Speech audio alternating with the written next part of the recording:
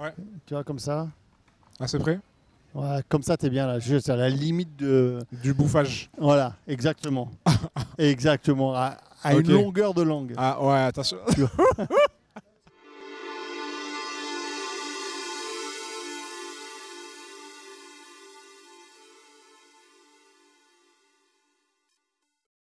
Bon, putain, t'es beau comme un dieu là. Ah, il faut, hein. C'est pour la première interview dans le cadre du Street Art Fest. Obligé. Puisque c'était ta première fresque, tu peux Ouais. te présenter en 2 minutes? Eh ben Marco l'Allemand. Moi, c'est ma première fresque à Grenoble. J'en fais une à Lyon. Sinon, mon cœur de métier, c'est vraiment l'illustration et puis la création de plein de choses. Ok, t'es grenoblois, t'as quel Ouais. âge? 30 ans. 30 ans, on peut le dire. Et donc ton rapport avec le monde du graffiti, il est proche, lointain, t'en fais un peu, pas beaucoup? Graffiti, non, pas du tout. Mais peinture, tout le temps. Peinture, ouais. Illustration, c'est vraiment mon âme. Donc nous on s'est connus parce que tu as participé plusieurs fois au projet Vénus Ouais, à exact. Grenoble dans le cadre c'est un projet autour du dépistage du cancer du sein dans les quartiers prioritaires. Et on a eu la chance de t'avoir parce que tu as fait des œuvres absolument magnifiques qui ont combattu les records de vente aux enchères en fait, Ouais, à chaque merci. fois. Donc, et c'est comme ça qu'on s'est rencontrés. Et là, tu peux nous présenter un peu l'œuvre que tu as fait et l'œuvre et la technique? La tigresse rouge au Courberia. Donc à l'acrylique, au pinceau. Alors moi, pour l'anecdote, c'est le premier graffeur que j'ai rencontré, c'est Nocé, qui vraiment est un aficionados du pinceau, de la peinture acrylique. Donc c'est un peu lui qui m'a donné le goût et la passion du pinceau. Moi, c'est vraiment mon truc, comme ça que je peins sur toile et sur papier. T'as mis combien de temps pour faire cette magnifique œuvre? J'ai mis 80 heures, Jérôme. Et en jour, j'ai ça fait compté. combien de temps? En jour, 2 semaines. 2 semaines, ouais. J'ai pris mon temps, j'étais l'un des premiers à passer avec cette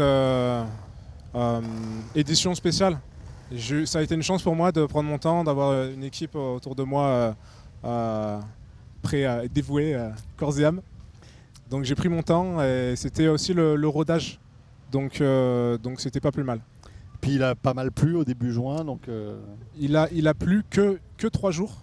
Sur les 15 jours, il a vraiment plu, mais c'était horrible. Bon, tu t'en es bien sorti quand même, t'habites sur place. Ouais. Un peu loin, quoi. Il faut la voiture. Le vélo, non, mais... Oui, mais t'es un artiste local. Ouais. Et elle représente quoi, cette tigresse rouge, alors? Eh bien, en fait, tout simplement, j'ai voulu faire un animal avec de la nature. C'est quelque chose que je fais beaucoup. Et surtout, j'ai voulu que ça plaise au plus grand nombre. Je me suis dit, je vais éviter de faire un message difficile à comprendre. Vraiment quelque chose qui égaye la ville, qui passe partout en quelque sorte. Et pour moi, les animaux, ouais, c'est très, ça me plaît beaucoup de représenter un personnage comme ça, pas forcément humain. Et tout le monde peut s'approprier. Et la nature aussi qui nous entoure, ça me parle beaucoup. Ok, mais il y a quand même Voilà, elle est rouge, donc c'est pas une couleur traditionnelle. Elle a les yeux, on a l'impression que c'est devenu un marcheur blanc. C'est le orange plus saturé, plus énervé.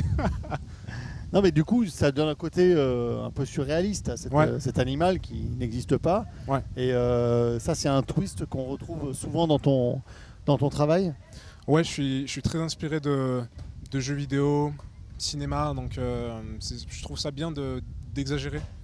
Parce qu'on a cette chance quand on dessine de pouvoir réinventer un peu le truc. Et c'est ce qui est intéressant d'exagérer, mettre en avant les caractéristiques d'un animal, d'un élément. D'accord. Et donc ces caractéristiques que tu as voulu mettre en avant là, c'est quoi? La grande taille. Taille, je voulais faire quelque chose à l'échelle 1, à l'échelle où on passe devant comme si la tigresse était à côté. Et puis le rouge, voilà, plus lumineux, plus de force. Elle est à l'échelle 1 là, comme tu l'as dessiné? Ouais, il faut qu'elle soit à 3 mètres au garrot, ouais. Ah ouais? Ouais. Non. Ouais. Non, mais vraiment, je connais pas, je suis pas un spécialiste des animaux. Donc, Non, les tigres sont plus petits. Ils font quand même 3 mètres, je crois, de long. Ouais. Mais j'ai voulu exagérer ce sentiment d'être petit face à la nature, face aux animaux. Ouais. Bon, et là, tu étais dans un quartier qui bouge pas mal à Grenoble. Saint-Bruno. Ouais, et là, il y a eu une intervention sur l'œuvre assez rapidement une fois qu'elle a été finie. Ouais. En référence à George Floyd. Ouais. Tu peux nous dire ce qui est apparu C'était le slogan qui a été repris avec Adama Traoré, pas de justice, pas de paix. Bon, c'est le tag, ça fait partie du quartier, ça fait partie du jeu en quelque sorte. Et d'ailleurs, il y avait un George Floyd qui a été fait juste à côté, donc c'était un peu le contexte dans lequel je l'ai fait, ouais. Ouais, la thématique du moment. Ouais, exact. Bon, cette fresque, elle va être restaurée. Là, il y a les services municipaux qui passent pour la nettoyer. Il y a un vernis anti-graffiti qui est posé dessus, donc on se doutait qu'elle pourrait être taguée. On a essayé de prévoir le coup. En tout cas, c'est un beau support pour venir marquer quelque chose. Ça pour donne envie. les gens qui ont un message à faire passer, c'est un... Bah, ça, d'un côté, ça...